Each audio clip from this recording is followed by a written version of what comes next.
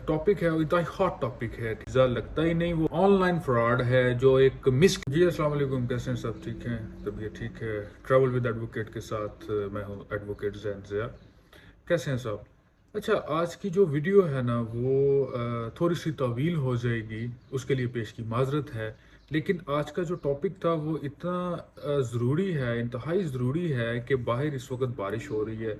बाहर मैं जा नहीं सका आपके लिए वीडियो रिकॉर्ड करने, लेकिन मैं अपने फ्लैट में, अपने अपार्टमेंट में वीडियो रिकॉर्ड करना पसंद किया, क्योंकि आज का जो टॉपिक है वो इतना हॉट टॉपिक है, ठीक है, गुफ्तगू के लायक है। और उसको सुनना और उसको समझना हमारे जो बरादरान हैं पाकिस्तान में, हमारे जो हमसाए मुल्क में लोग हैं, हिंदुस्तान में, इंडिया में, बांग्लादेश में, नेपाल में और दीगर जहाँ पर भी हमारे जो उर्दू स्पीकिंग, हिंदी स्पीकिंग लोग हैं, उनके लिए ये समझना इंतहाई ज़रूरी है।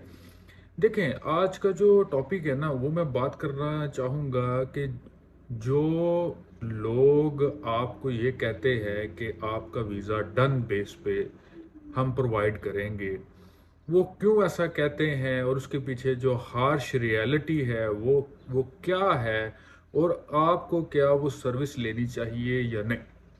देखें, मैं बड़ा हैरान हुआ कि ना तो सिर्फ पाकिस्तान में बल्कि नेपाल जैसे एक छोटे से मुल्क में भी ये जो काम है, ये अपनी सरगर्मियां जारी रखी हुई हैं लोगों ने कि डन बेसिस के ऊपर आपको आपके साथ डील की जाती है, ठीक है। आज से तकरीबन एक हफ्ता पहले मुझे नेपाल से एक क्लाइंट का कॉल आई। तो वो मुझे कहने लगी कि यहाँ पे जो एजेंट्स हैं, जो कंसल्टेंट्स हैं, ठीक है जी, सो कॉल्ड एजेंट्स हैं, सो कॉल्ड कंसल्टेंट्स हैं। मैं सो कॉल्ड वर्ड का जो इस्तेमाल है वो इसलिए कर रहा हूँ ताकि आपको पता चल सके कि जो रियल एजेंट्स हैं या जो रियल कंसल्टेंट्स हैं या जो एडवोकेट्स हैं, एडवोकेट ऑफ द कोर्ट्स हैं, वो ना तो आपसे ये बात करते हैं कि आप डन बेस पे वीज़ा लें, और ना ही वो आपको डन बेस के ऊपर कोई ना कोई किसी किस्म का वीज़ा सेल करने की कोशिश करते हैं। Because it is a regular process that you have to undergo to apply for the visa and require the visa, ठीक है जी। ये एक प्रोसेस है। तो मुझे कहने लगी कि यहाँ पे नेपाल में चंद ऐसे सो कॉल्ड एजेंट्स हैं और चंद ऐसे सो कॉल्ड जो हैं वो कंसल्टेंट्स हैं जो 13-14 लाख, 15 लाख, 20 लाख, 25 लाख में आपको डन बेस के ऊपर वीज़ा प्रोवाइड करते हैं, ठीक है। अच्छा, 13-14 लाख, 15 लाख, 25 लाख तो चलें, ये तो एक आम सी जो है वो अमाउंट है, ठीक है। पाकिस्तान में 60-60 लाख, 80-80 लाख, 90-90 लाख, 1-1 करोड़ पे तक लोग कनाडा के नाम पे, अमेरिका के नाम पे डन बेस की डील करके देकर और ज़िलो ख्वार होकर, या तो उनका वीज़ा लगता ही नहीं, वो पहुंचते ही नहीं, आते ही नहीं, या फिर उनको डंकी के रास्ते जो है वहां तक पहुंचाया जाता है। देखें, जो डंकी है वो सिर्फ और सिर्फ एक ह्यूमन ट्रैफिकिंग है, ठीक है। वो सिर्फ और सिर्फ एक स्मगलिंग है जो कि आप ह्यूमन स्मगलिंग के दायरे में आता है, जो आप एक इंसानी जिस्म, एक इंसानी रूह को आप स्मगल करते हैं एक मुल्क से दूसरे मुल्क, ठीक है। वो आपका वीज़ा नहीं है, ठीक है। अच्छा, अब इसके पीछे हार्श रियलिटी क्या है कि ये करते क्या है। देखिए जी, जो तो सो कॉल्ड आपके एजेंट्स हैं और सो कॉल्ड कंसल्टेंट्स हैं जो आपके साथ डन बेस के ऊपर बात करते हैं, वो करते क्या है जरा वो सुनिएगा। देखें, आपसे 40-50 लाख, 60 लाख रुपए ले लेंगे, आपका पासपोर्ट भी पास रख लेंगे। देखें, कैसी इंतहाई हैरानी की बात है। मुझे अभी एक एक दो हफ्ता पहले की बात है, मुझे पाकिस्तान से एक दोस्त की कॉल आई कि जी मैंने अपने छोटे भाई का जो पोलैंड का वर्क परमिट है वो अप्लाई किया है पाकिस्तान में किसी एजेंट से, उसने पासपोर्ट अपने पास रखा हुआ है। भाई, why why does he need the physical passport? उसको नहीं जरूरत फिजिकल पासपोर्ट की, ऑनलाइन दुनिया है, पासपोर्ट की स्कैन कॉपी चलती है, आईडी कार्ड की स्कैन कॉपीज चलती हैं। उसने जो हार्ड कॉपी है, जो फिजिकल पासपोर्ट है, उसने क्यों रखा हुआ है पास? वो कहानी, वो स्टोरी जरा मुझसे सुनिए ना। वो इसलिए रखते हैं पास कि करते वो आपका वीजा अप्लाई ही है। ऐसा बिल्कुल नहीं है कि उनके पास वीजा स्टिकर्स हैं, उनके जो टेबल है उसके ड्रॉर में पड़े हैं, आपसे 60 लाख रुपए उन्होंने लेना है, ड्रॉर से स्टिकर निकालना है, आपके पासपोर्ट पे लगा देना है। ऐसा बिल्कुल भी नहीं, ठीक है। उन्होंने भी वीजा अप्लाई करना है। करते क्या है कि जैसे ही कोई एक वीजा रिजेक्ट होता है, आपका पासपोर्ट उनके पास ही होता है, वो उसी तरह जैसे उन्होंने पहले वीजा अप्लाई किया है दोबारा वैसे ही वीज़ा अप्लाई कर देते हैं। समटाइम्स डिफरेंट कंट्रीज में वीज़ा अप्लाई कर देते हैं, समटाइम्स सेम कंट्री में अपील कर देते हैं वीज़ा रिजेक्शन की, ठीक है जी। और ऐसे ही आपसे जो वीज़ा जो फ़ी है वो 80 है, 100 यूरो है, 120 यूरो है, 160 यूरो है, वो दोबारा पे कर कर के, ठीक है, आपका वीज़ा जो है वो किसी तरह अपील में जाके या री एप्लीकेशन के थ्रू आपका वीज़ा अप्लाई करके आपको वीज़ा एक्वायर कर देते हैं, जिसपे जो टोटल कॉस्ट है 6-7 लाख, 5 लाख, 3 लाख, 2 लाख इतनी आती है, ठीक है जी।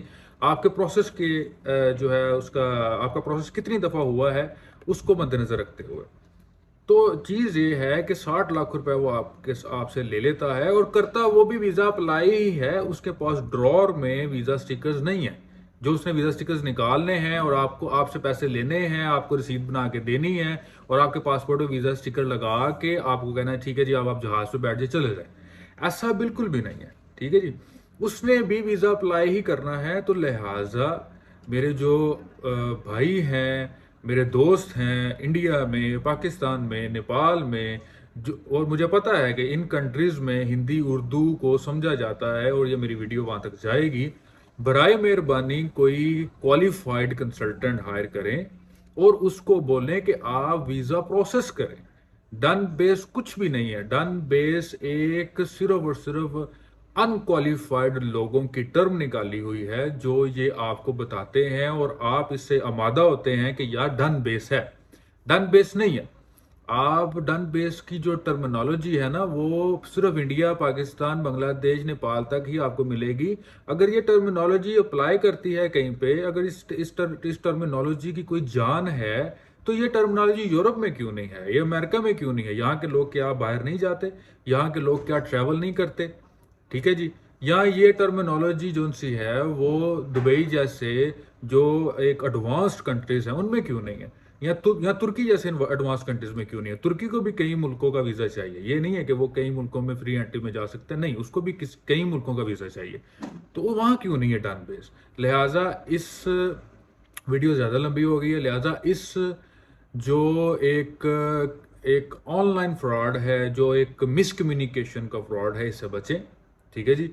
अपने आप की और अपने कागजात की और अपनी आइडेंटिटी की और अपने पासपोर्ट की हिफाजत खुद करें, ताकि आपको मुस्तकबिल में किसी भी किस्म का सामना दुश्वारी का, मुश्किल का ना करना पड़े। जो लोग यहाँ पे डंकी लगा के आए हैं उनसे कभी उनकी कहानियां सुने कि वो कैसे यहाँ पे पहुंचे हैं 60-70 लाख रुपया दे के, 80 लाख रुपया दे के, किसी की उंगली कट चुकी है, किसी का बाजू टूट चुका है, कोई जान से गया है। तो लिहाजा बाइज्जत तरीके से आए, जैसे हम लोग जहाँ पे आके बैठे हैं, बाइज्जत तरीके से आए और बाइज्जत तरीके से यहाँ पे अपनी जिंदगी बनाएं।